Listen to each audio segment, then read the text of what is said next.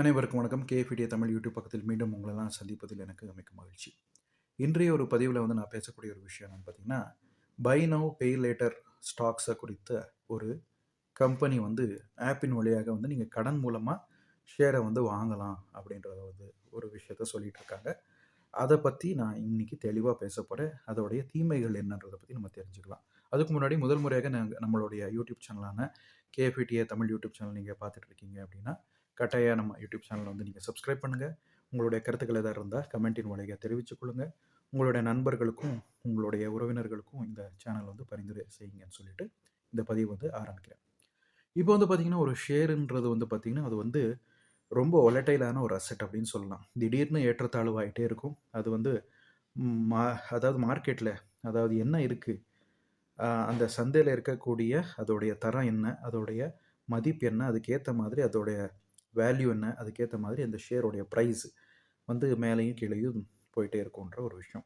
இப்படி ஒலட்டைலான ஒரு அசெட்டை நீங்கள் கடன் மூலமாக முதலீடு செய்யலாம் அல்லது ட்ரேட் பண்ணலாம் அப்படின்னு சொல்லி நிறைய கம்பெனிகள் இப்போல்லாம் மார்க்கெட்டிங் பண்ணுறது சமீப காலமாக நான் பார்த்துட்ருக்கேன். இதனுடைய தீமைகள் என்னன்றதை பற்றி நம்ம தெரிஞ்சுக்கலாம். ஹைலி வாலடைலாக இருக்கக்கூடிய இந்த ஷேர்ஸில் நீங்கள் கடன் மூலமாக வாங்குறதுனால இருக்கக்கூடிய ஆபத்துகள் என்ன, ரிஸ்க் என்னன்னு தெரிஞ்சுக்கலாம். ஒன்று என்னன்னா, லிக்விடிட்டி ரிஸ்க் கூட இருக்கலாம். நீங்கள் தெரியாத ஒரு ஷேரில் நீங்கள் முதலீடு பண்ணுறேன் அப்படின்ற பேரில் அல்லது ட்ரேட் பண்ணுறேன்ற பேரில் அதை நீங்கள் போட்டிங்கன்னா, அந்த ரிஸ்க் இருக்கக்கூடிய அந்த ஷேரில் பார்த்திங்கன்னா எந்த விதமான வால்யூமும் இல்லை, லிக்விடிட்டியும் இல்லை அப்படின்றப்போ அது அந்த பங்கு நீங்கள் வாங்குறது ஒன்று தான், வாங்காமல் விடுறது ஒன்று தான். வாங்கி மாட்டிக்கிட்ட மாதிரியான ஒரு ஃபீலிங் நீங்கள் எதிர்கொள்வீங்க அப்படின்ற ஒரு விஷயம். ரெண்டாவது ஒரு விஷயம் என்னன்னு பார்த்தீங்கன்னா, நீங்கள் கடன் மூலமாக பெற்று அந்த ஸ்டாக்கை வாங்குறீங்க அப்படின்ற பட்சத்தில், அந்த கடன் பார்த்தீங்கன்னா, வெறும் அசல் மட்டும் நீங்கள் திருப்பி கொடுக்க மாட்டீங்க. அதுக்கு ஏற்ப வட்டியை கூட கொடுப்பீங்க. அதே போல் அந்த பிளாட்ஃபார்ம் ஃபீஸோ, கமிஷனோ அந்த மாதிரியெல்லாம் அவங்க சார்ஜ் பண்ணுவாங்க. வாங்குறப்போ ஒரு ஃபீஸை சார்ஜ் பண்ணுவாங்க, ப்ராசஸிங் ஃபீஸோ. அதே மாதிரி விற்கிறம்போது கூட ஒரு கமிஷன் மாதிரி அவங்க சார்ஜ் பண்ணுவாங்க. ஸோ அப்படி இருக்கிற பட்சத்தில் நீங்கள் எவ்வளோ லாபம் பண்ணுறீங்க, உங்களுடைய லாபத்தோடைய நோக்கம் என்ன அப்படின்றதில் நீங்கள் மனகாணணும். உங்களுடைய ரிஸ்க் அப்படைட் என்னன்னு பார்க்கணும்.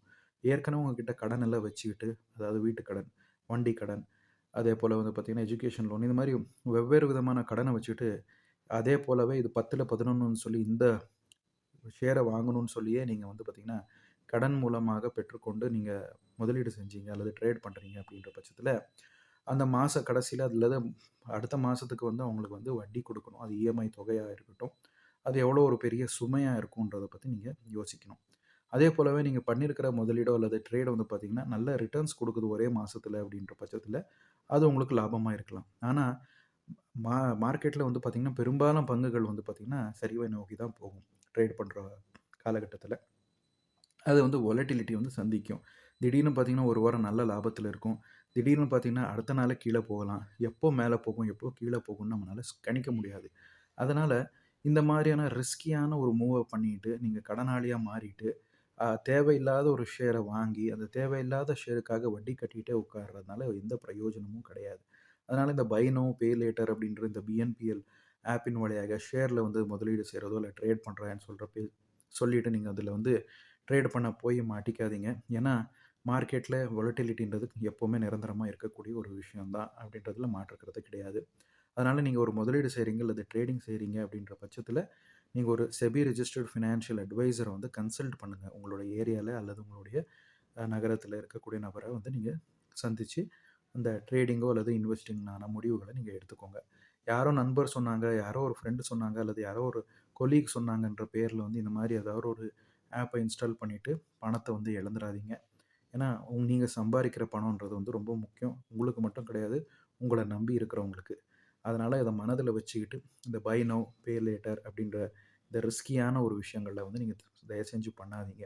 ஏற்கனவே பணக்காரனா இருந்து வீட்ல எக்கச்சக்கமான பணத்த வச்சவன், அவனுக்கு எங்க பணத்த போடணும்னு தெரியாதவன், பணம் காணாம போனாலும், பணம் லாஸ் பண்ணாலும் கூட அவனுக்கு கவலை இல்லன்ற மிகப்பெரிய பணக்காரங்களுக்கு இந்த மாதிரியான ஆப்புகள் பயனுள்ளதா இருக்கலாம்.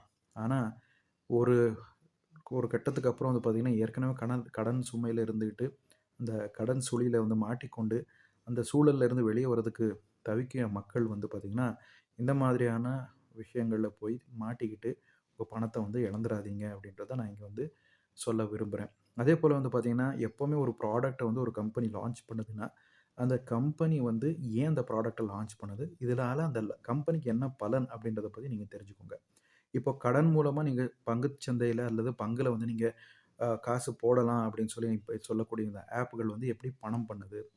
ஏன்னா கடன் குடுக்குறோம் அப்படின்ற பட்சத்தில அவங்களுக்கு ப்ராசஸிங் ஃபீஸ்ன்னு சொல்லி சார்ஜ் பண்ணுவாங்க.